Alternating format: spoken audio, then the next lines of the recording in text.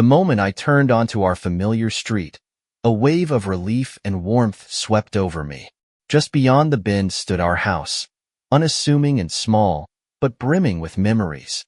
After a month on the road and countless hours behind the wheel, I was finally back where I belonged. The truck hummed quietly in neutral, the radio silent, as I let the sight of home fill me with anticipation. It was my birthday, and from the looks of it, something special was in store. As I eased into the driveway, I exhaled. "There's no place like home," I muttered. Standing on the porch was my wife, Ashley, her smile radiating joy. Beside her stood Andy, my oldest friend, holding a box as if he'd been drafted into whatever surprise was brewing.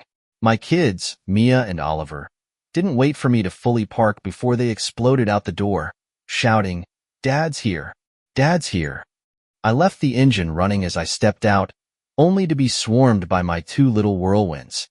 Mia clung to my legs, almost knocking me off balance, while Oliver thrust his new baseball glove at me with a proud grin. "How was the trip?" Ashley asked, her arms wrapping around me once the kids gave her a chance. Her familiar scent of vanilla and lavender made me feel grounded, a reminder of everything that mattered. "Long," I said, looking into her tired but still radiant face. "But worth it to get back here." "Happy birthday, Dad," the kids yelled in unison, Mia's small voice almost getting drowned out by Oliver's enthusiasm. I laughed, scooping Mia into my arms. "Thanks, my little troublemakers. So, what's the big secret you've all been keeping from me?" An hour later, I was surrounded by the comforts of home. The living room was alive with laughter, the smell of apple cinnamon pie wafting in from the kitchen, and a half-eaten birthday cake on the table. Ashley had pulled out all the stops, even getting Andy to stick around, and the kids proudly handed me homemade cards that put any store-bought gift to shame. The biggest surprise, however, was the arrival of Ashley's parents. Mark and Helen lived nearby, but never missed a chance to make me feel part of the family. Mark, a retired Army vet with a handshake like steel, greeted me warmly. "Ben, you're one hell of a hard worker," he said, clapping me on the back. "Don't let the road wear you down." "Trying not to," I replied, shaking his hand. "Feels good to be back on solid ground." Helen was all smiles as she hugged me. "Ashley's been counting the days. She's so proud of you, Ben. We all are." Her words stirred a mix of gratitude and humility. "Thanks, Helen. I'm the lucky one. Ashley's the reason any of this works." Dinner was a lively affair, with Mark cracking jokes and Oliver eagerly recounting every game he'd played while I was gone. Ashley kept stealing glances at me, as if to check that I was truly present, while Mia made a show of eating her dessert first. The only missing piece was my parents. Arizona was a long way off, and visits were rare. Ashley, sensing my unspoken thoughts, leaned over during the meal. "They called earlier. Said to give you their love." I nodded, grateful but wistful. I wished they could have been here, though I understood the miles between us weren't easy to bridge. After dinner, the evening wound down. Mark raised a toast to me, calling me the glue that held everything together. His words felt too generous, but the sentiment wasn't lost on me. Later, I stepped out onto the back patio, craving a moment to absorb it all. The night was warm, the stars scattered across a clear sky. The swings set in the yard swayed gently in the breeze, and Ashley's small garden stood as a testament to her care and patience. "You look deep in thought," Ashley said softly, coming to sit beside me. "Just taking it all in," I replied. "Being here with you, the kids, this house, it's what keeps me going." She placed her hand over mine. "And we're always here, waiting for you." I pulled her close, the weight of the road lifting as her warmth anchored me. Moments like this were rare, fleeting, but they made every mile I drove worth it. When the house finally quieted, the kids fast asleep and the guests gone, I climbed into bed beside Ashley. The peaceful stillness was almost tangible, wrapping around us like a soft blanket. Tomorrow, I'd return to the grind, but for tonight, I let myself feel the fullness of what we'd built together. I didn't know then that this would be the last time everything felt so complete. The first light of dawn filtered through the curtains, bathing the bedroom in a warm, golden hue. I woke up before the alarm, as I usually did before setting off on a new trip. Beside me, Ashley was still asleep, her auburn hair fanned out across the pillow. For a moment, I just watched her, marveling at the life we'd built together. 10 years of marriage, and she was still the woman who took my breath away the first time I saw her at a mutual friend's barbecue. I didn't want to disturb her, but work waited for no one. Slipping carefully out of bed, I pulled on a worn pair of jeans and a t-shirt. The cool morning air crept in through the window, so I grabbed my trusty jacket from the chair near the door. As I tiptoed down the stairs, I heard the unmistakable creak of the top step behind me. Ashley was awake. "Were you really going to leave without saying goodbye?" she asked, a playful smile tugging at her lips as she wrapped her robe around herself. "I thought I'd let you sleep in," I replied, shrugging. "But you caught me. Besides, I can't leave without your coffee." She chuckled softly, heading to the kitchen. A few minutes later, we were seated at the table, 2 steaming mugs of coffee between us. The house was still, the morning calm only broken by the distant chirping of birds. "What's the route this time?" she asked, cradling her mug in her hands. "Starting with Kansas City, then Salt Lake. After that, it's off to Sacramento, and we'll see where the schedule takes me. Shouldn't be more than 3 weeks if all goes to plan." Ashley nodded, but her brow furrowed ever so slightly. "You always say that, if all goes to plan. But there's always something on the road, Nathan. That's the life, Ash. You know that. I'll be fine." I reached out and gave her hand a reassuring squeeze. Her fingers tightened around mine. "Just promise me you'll be careful. We need you, Nathan." Her words hung in the air like a quiet plea, grounding me in the moment. I smiled. "Always." The kids stirred awake just as I was about to leave. Oliver, as usual, had something new to show off. This time, it was a makeshift catapult he'd crafted out of rubber bands and popsicle sticks. Mia dashed outside barefoot, clutching a colorful drawing in her small hands. "Here, Daddy," she said, handing me the picture. It was our family, all smiles in front of the house, with my truck parked to the side. I crouched down, admiring the artwork. "This is perfect, sweetheart. I'll put it right in the truck." Ashley stepped forward, pulling me into a tight embrace. Her hold was firm, her fingers lingering just a little longer than usual. "We'll miss you," she whispered. I kissed her forehead. "I'll miss you too. I'll be back before you know it." With one last look at my family on the porch, I climbed into the cab of my truck. The engine roared to life, and I waved as they grew smaller in the rearview mirror. The road ahead stretched out like a long, unbroken ribbon. It was my life, and I wouldn't trade it for anything. But that didn't make leaving any easier. The city slowly came alive as I made my way to the highway. Sunlight danced over fields and farms, a quiet reminder of the beauty I passed every day. Moments like these made me feel like I was exactly where I was supposed to be, doing exactly what I was meant to do. But the peace didn't last. A few hours in, a grinding noise broke through the steady hum of the engine. Then, a warning light flickered on the dashboard. My stomach sank. "Not now," I muttered, steering onto the shoulder. Popping the hood, I stared at the engine, hoping it was something simple. It wasn't. I tried calling the shop I trusted most, but no one answered. Frustration bubbled up as I climbed back into the cab. "Nearest service station it is," I said under my breath, pulling up a location on the GPS 10 miles away. The truck groaned as I coaxed it forward, each movement a struggle. Whatever was wrong, it wasn't going to fix itself. As I inched toward the shop, the weight of the day settled on me.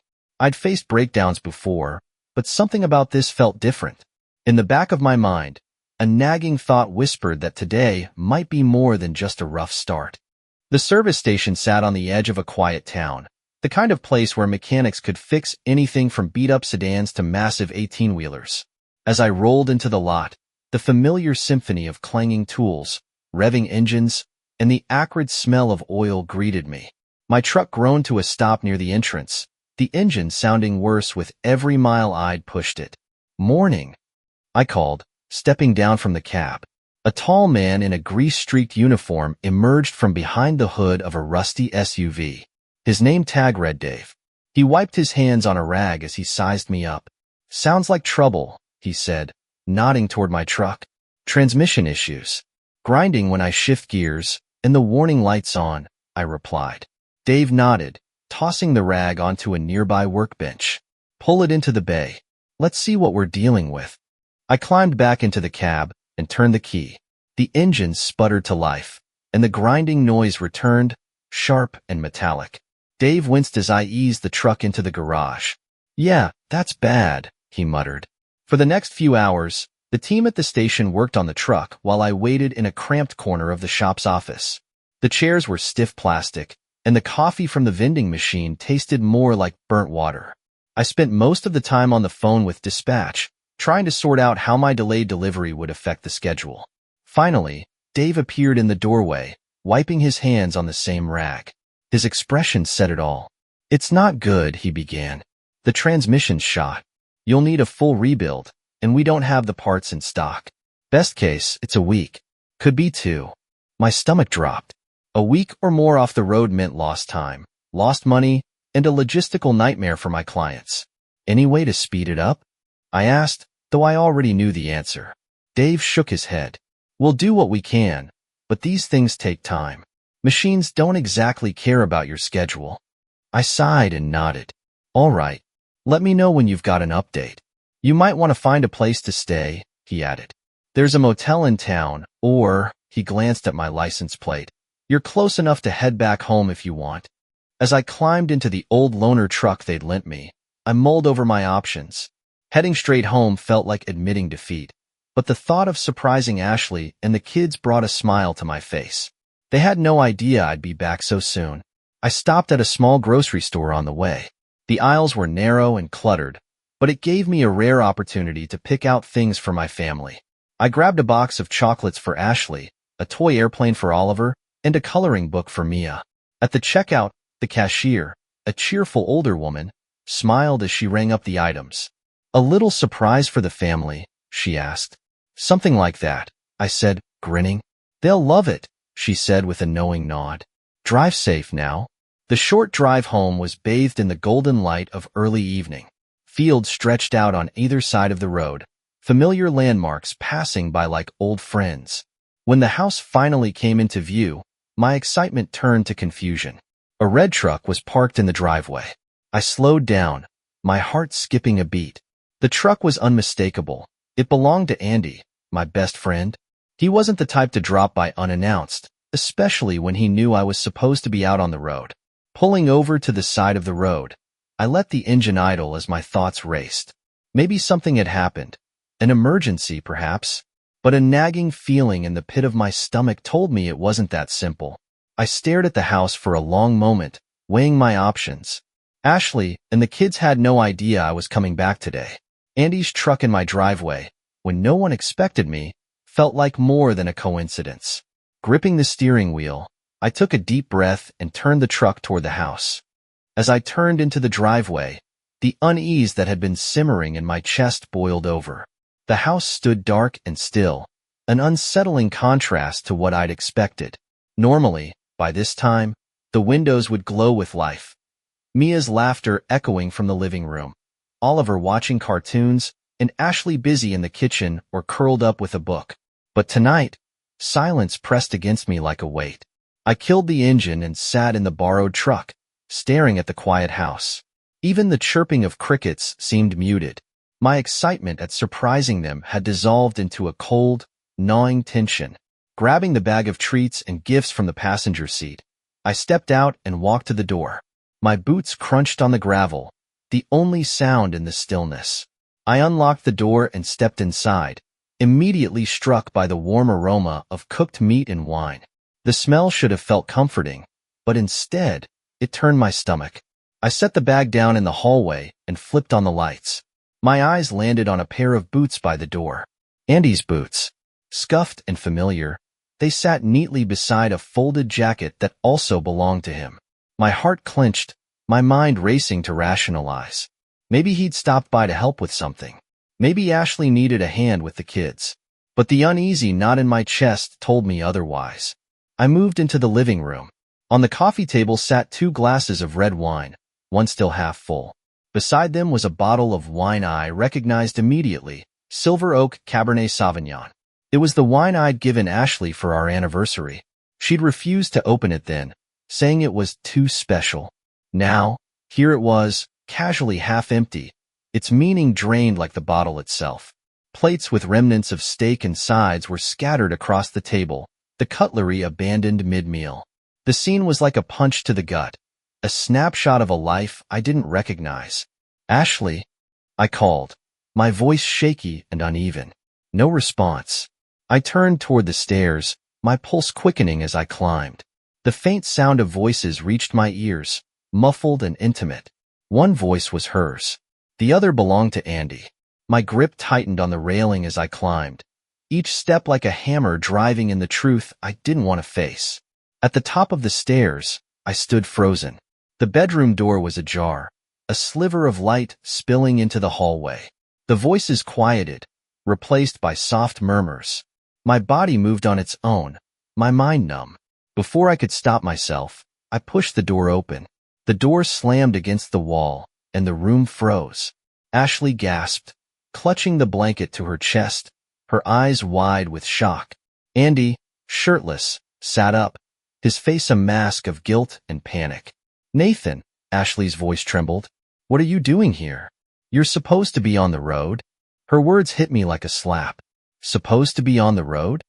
I repeated, my voice low and sharp. "So you could do this? In my house? In my bed?" Andy scrambled for his shirt, fumbling to pull it over his head.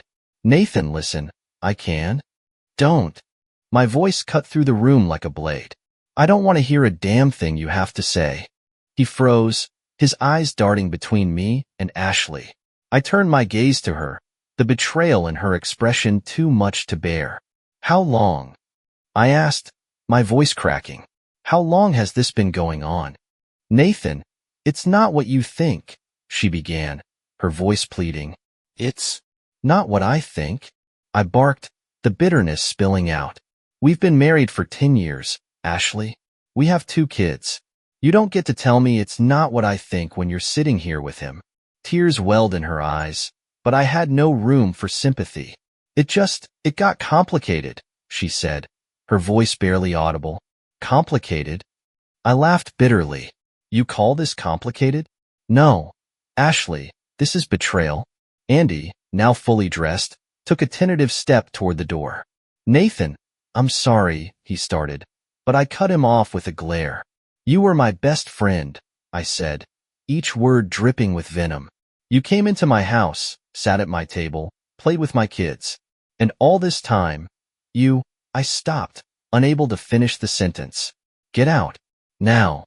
Andy hesitated, his face pale, but the steel in my voice left no room for argument. He hurried out, his footsteps echoing down the stairs.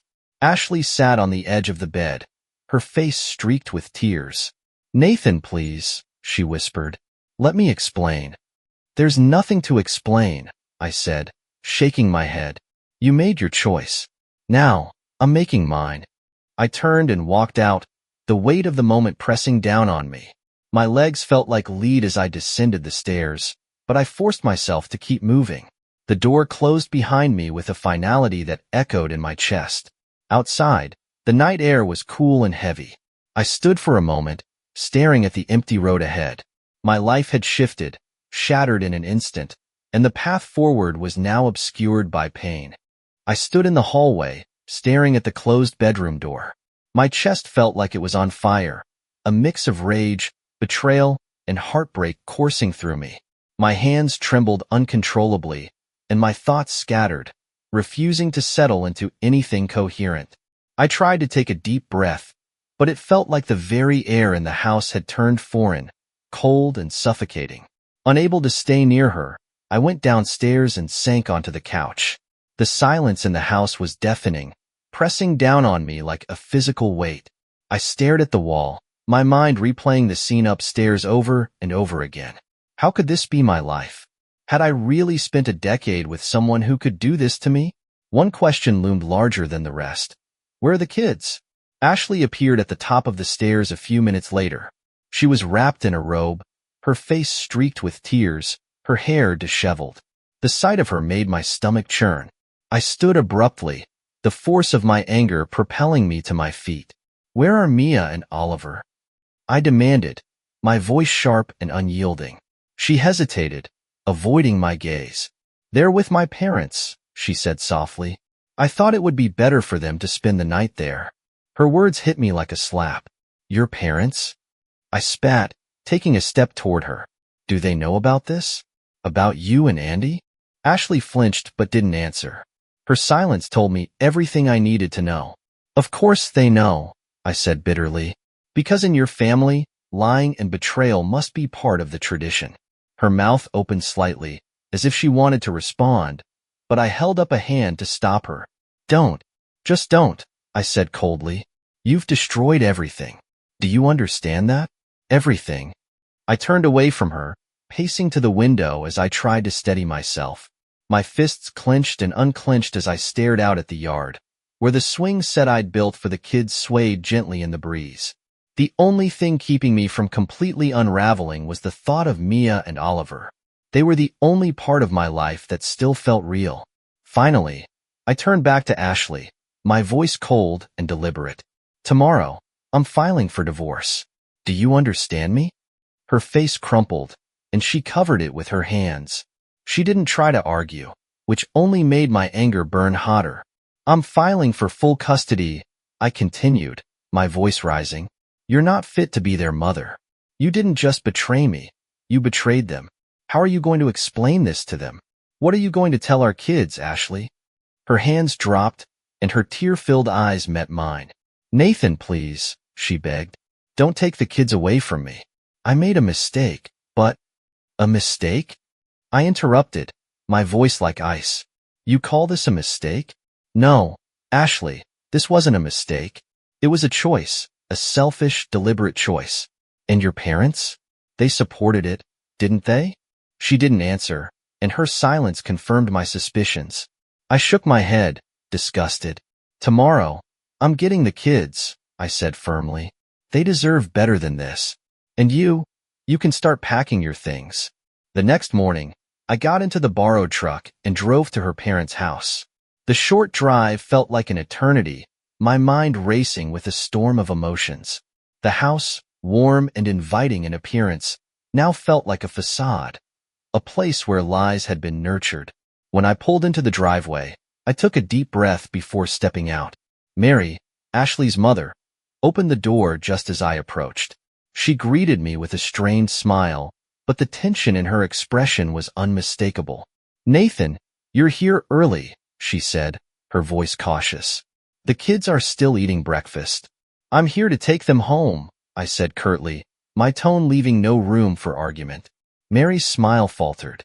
Of course, she said hesitantly, stepping aside to let me in. In the living room, Tom, her husband, was sitting with a cup of coffee. He looked up, his brow furrowing when he saw me. Something wrong, Nathan? He asked. You don't look like yourself. I stood in the doorway, my hands clenched at my sides. Did you know? I asked, my voice steady but cold. Did you know your daughter was cheating on me? They exchanged a quick glance, and my stomach turned. Their silence was all the confirmation I needed. We're sorry, Mary began softly, her tone almost patronizing. But Nathan, maybe you should think about why this happened. Why this happened? I repeated, my voice rising. Are you blaming me for this? Me? We're not blaming you, Tom said, his voice firm. But you're always on the road. Ashley felt. Don't, I snapped, cutting him off. Don't you dare justify what she did. And don't pretend you didn't enable it. You knew she was lying to me. You knew, and you let it happen. Mary clasped her hands together. We were just trying to support her, she said. We didn't want to see the family fall apart. The family is already broken, I said, my voice trembling with anger. And she broke it, with your help. At that moment, Mia and Oliver came running into the room. Their faces lit up when they saw me, and for a moment, the weight on my chest lifted. They were the only thing keeping me going. Come on, kids, I said gently. We're going home. Mary stepped forward, her expression pleading. Nathan, please. Think about the children. They need both of you. I turned to her, my voice calm but cutting. That's exactly why they're coming with me. Because I know what stability looks like. Without another word, I took Mia and Oliver by the hand and led them out to the truck. Their laughter as they climbed into the cab was the only sound that mattered. As I buckled them in and started the engine, I didn't look back. I was done with the lies. 6 months had passed since that night. The night that tore my world apart and forced me to start over. 6 months of fighting through the wreckage of what I thought was unshakable, clawing my way back to something resembling stability. Pain had been my constant companion at first, but now it was replaced with a quiet determination. I hadn't just survived. I had reclaimed my life, piece by piece. The morning after I caught Ashley and Andy, I called a lawyer. There was no hesitation, no second-guessing. My demands were clear: full custody of Mia and Oliver, with Ashley only allowed visitation under strict conditions. My attorney, Rebecca Carlisle, was relentless, a master at cutting through legal arguments. She reminded me, every step of the way, that my focus needed to be on my children's future. Ashley didn't make it easy. Her lawyer fought for compromises, but I refused to yield. Every time I saw Mia's shy smile or Oliver's boundless energy, I reminded myself that they deserved better than the chaos Ashley had brought into our lives. I wouldn't let them grow up in uncertainty. The court battle dragged on for 3 months. I submitted evidence of Ashley's betrayal, texts, photographs, and even witness testimonies. Ashley's parents tried to spin the situation, blaming my long-haul job for leaving her alone, but their arguments held no weight against the facts. When the judge delivered his verdict, his voice was steady and firm. Custody of the children is awarded to Nathan Cole. The mother will have visitation rights on the first and third Saturdays of each month, supervised by a court-appointed social worker. Ashley was sitting across from me in the courtroom. Her face, pale and tear-streaked, was a shadow of the confident woman I had once loved. I felt no pity. She had chosen her path, and now she was facing the consequences. After the ruling, Ashley's life took a sharp turn. She moved back in with her parents, occupying a small, cluttered bedroom that had once belonged to her younger sister. The house, now legally mine, remained a refuge for me and the kids. I poured my energy into restoring it, creating a fresh start for us within its familiar walls. Her parents tried to stay involved, but I shut them out. During the court proceedings, I had exposed their complicity in Ashley's affair. The judge had taken their role into account, barring them from seeing the kids without my explicit consent. At first, they sent letters, left messages, even came to the house. But I made it clear, our lives no longer included them. As for Andy, he didn't escape unscathed. News of his betrayal spread quickly through town, leaving his reputation in shambles. He lost his job, not officially because of what he'd done, but everyone knew the truth. His former friends turned their backs on him, and the once popular figure was left isolated. I heard he moved to another state, hoping to start over, but his past followed him. In the age of social media, there's no true escape from what you've done. 6 months later, my life had found a new rhythm. My mornings began with the sound of laughter in the kitchen. Mia and Oliver were thriving, their joy a daily reminder that I had done the right thing. I had adjusted my work schedule, trading long-haul trips for local routes that let me be home every evening.